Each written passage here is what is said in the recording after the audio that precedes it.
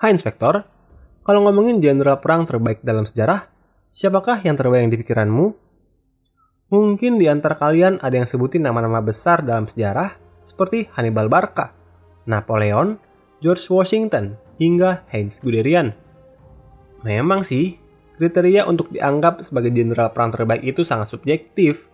Bahkan pas bikin konten ini, Mimin sendiri masih agak ragu buat nentuin kriterianya. Nah, untuk itu, di video kali ini, Mimin mau ceritain 7 jenderal dengan catatan kemenangan terbanyak sepanjang karir mereka. Penasaran siapa saja?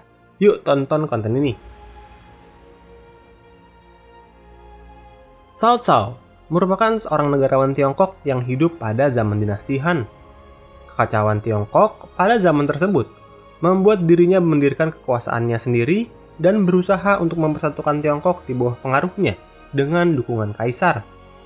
Cao Cao pun harus berperang melawan penguasa lain seperti Dongzhuo, Yuan Shao, Liu Bei, dan Sun Quan, serta terlibat dalam pertempuran-pertempuran menentukan hingga berhasil menguasai Tiongkok Utara dan Tiongkok Tengah. Keberhasilan ini juga menjadi dasar fondasi dari negara Cao Wei yang kemudian didirikan oleh sang anak, Cao Pi, karena Cao Cao keburu wafat akibat penyakit yang dideritanya.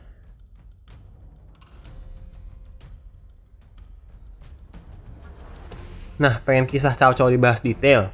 Atau pengen Mimin bahas kisah 3 kerajaan? Langsung tulis aja di komen di bawah ya. Sama seperti Cao Cao, sosok Nobunaga sendiri dianggap sebagai sosok yang ambisius. Dirinya juga memiliki tujuan untuk mempersatukan Jepang di bawah pengaruhnya. Jepang pada saat itu berada dalam masa Sengoku, sebuah periode di mana banyak penguasa lokal yang dikenal dengan daimyo sudah tidak lagi mendukung kaisar dan bergerak sesuai dengan kemauannya sendiri, memunculkan perang berkepanjangan antara para daimyo yang membawa nama klan masing-masing. Nobunaga saat itu sukses menjadi daimyo berpengaruh setelah berhasil memenangkan perang saudara dan berperang melawan beberapa daimyo kuat seperti Yoshimoto Imagawa, Shingen Takeda, dan Nagamasa Azai. Sayang, pada puncak pencapaiannya, Nobunaga dikhianati oleh salah satu pengikutnya, Mitsuhide Akechi, dan memutuskan untuk melakukan seppuku.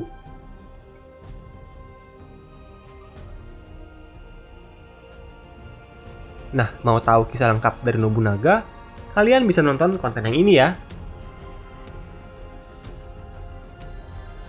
Alexander the Great, atau dikenal juga sebagai Alexander Agung, merupakan seorang raja muda yang memimpin Makedonia pada tahun 336 sebelum Masehi. Sejak kecil, Alexander memang sudah ditatar untuk menjadi penerus kerajaan. Ia bahkan ditutor oleh orang-orang hebat seperti Leonidas, Isocrates, hingga Aristoteles. Yang membuatnya menjadi salah satu yang terbaik adalah pencapaiannya dalam kampanye militer yang mencakup Asia Barat, Asia Tengah, Asia Selatan, hingga wilayah Mesir. Dirinya pun berhasil menciptakan kekaisaran terbesar dunia pada saat itu, di umurnya yang ke-30 tahun. Sayang pencapaian tersebut tidak bertahan lama setelah Alexander wafat di usia muda, dengan berbagai alasan yang masih diperdebatkan.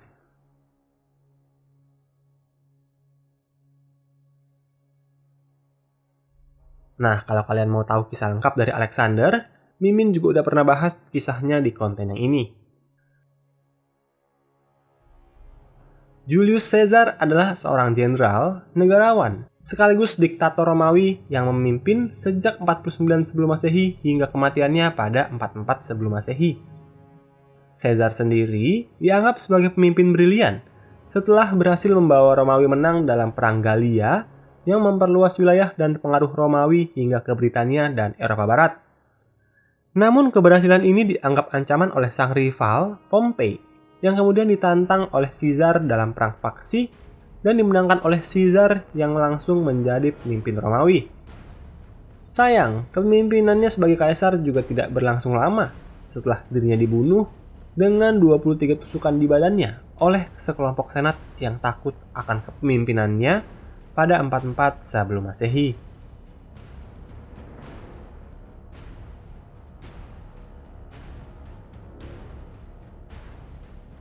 Khalid bin Walid merupakan seorang jenderal perang yang sangat berpengaruh pada masa awal perkembangan Islam.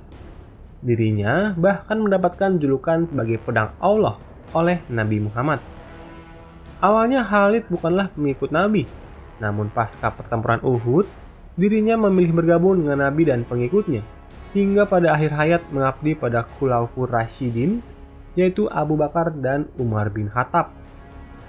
Dirinya dikenal sebagai seorang jenderal yang berpengalaman dan kompeten, serta memiliki pemahaman yang luas tentang taktik militer sehingga mampu memperluas pengaruh Islam di dunia Arab.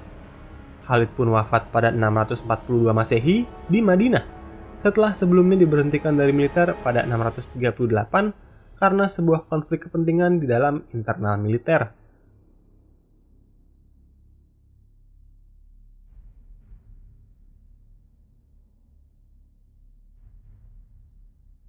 Duke of Wellington atau yang dikenal dengan Arthur Wellesley merupakan seorang negarawan dan salah satu tokoh militer hingga politik yang penting di Inggris pada akhir abad ke-18 dan awal 19.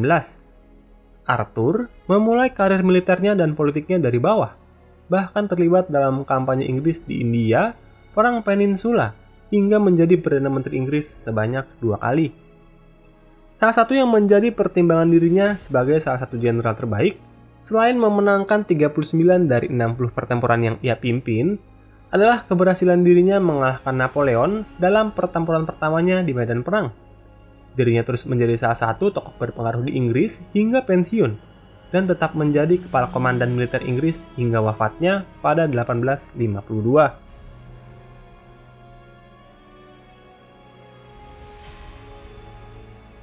Nah, penasaran sama yang pertama? Ini dia orangnya. Siapa sih yang gak kenal sama sosok serdadu Korsika yang berakhir menjadi kaisar Prancis ini? Napoleon Bonaparte kemudian berhasil menjadi jenderal terbaik sepanjang masa dengan rekor 56 kemenangan dari lebih dari 70 pertempuran yang ia pimpin selama 20 tahun berkarir. Sebagai sosok yang lahir dari keluarga berdarah Italia, Napoleon memang pindah ke dataran Prancis untuk bergabung dengan militer pada tahun 1785. Ia pun mendukung revolusi Prancis dan bahkan melancarkan kampanye militer melawan negara tetangga yang mengancam revolusi tersebut. Sejak saat itu, dukungan besar kepada dirinya membuat karirnya melejit hingga mendeklarasikan diri sebagai Kaisar Prancis dan berhasil memperluas pengaruh Prancis hingga ke Eropa Timur. Sayang, sejak kekalahannya di Rusia, militernya sudah tidak bisa lagi pulih dan sekutu yang dipimpin oleh Inggris dan Prusia berhasil mengalahkannya di Waterloo sebelum dirinya diasingkan dan wafat di Pulau Saint Helena.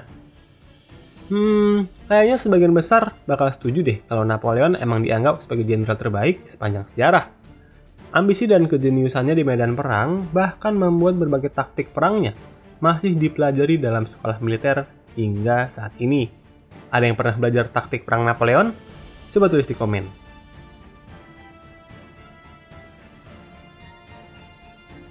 Nah, buat kalian yang juga mau tahu kisah lengkapnya, Mimin juga udah pernah bahas kok sedikit kisah tentang Napoleon di konten yang ini. Demikianlah kisah 7 jenderal terbaik dalam sejarah jika dilihat dari jumlah kemenangannya. Tapi, kalau tanpa dilihat jumlah kemenangannya, siapakah jenderal terbaik versi kalian? Coba tulis di kolom komen.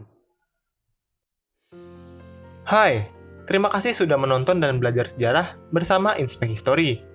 Jangan ragu untuk berikan komentar, like, dan bagikan bila kamu merasa konten ini bermanfaat.